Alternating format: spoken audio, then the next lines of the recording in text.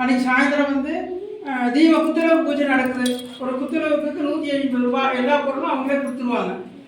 யார் யார் குத்துலவு பூஜை பண்ணுறீங்களோ அவங்களாம் முன்னாடி பதிவு பண்ணிக்கணும். 10 நாளைக்கு முன்னாடி வந்து பதிவு பண்ணிக்கணும். ஆமாம், விளக்கு மட்டும் கொண்டு வந்துருங்க. பாக்கி ஜாமான் எல்லாமே அவங்க கொண்டு வந்துருவாங்க. இந்த பிரதோஷம் இல்லாமல் அடுத்து பௌர்ணமி. அடுத்தது சனி பிரதோஷம்.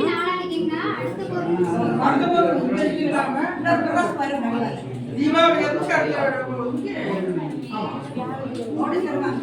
யாராவது உபயோகம் கொடுக்குறவங்கன்னா முன்னாடி நோட்டீஸ் கொடுப்பாங்க. நம்பரை பார்த்து நம்பருக்கு நோட்டீஸ் கொடுப்பாங்க, பத்திரிகை கொடுப்பாங்க.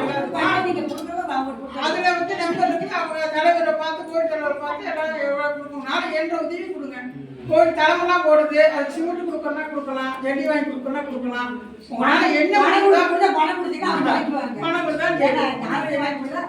கோயிலுக்கு நீங்கள் எல்லாருமே வந்து செஞ்சு ஈஸ்வரன் நல்லது.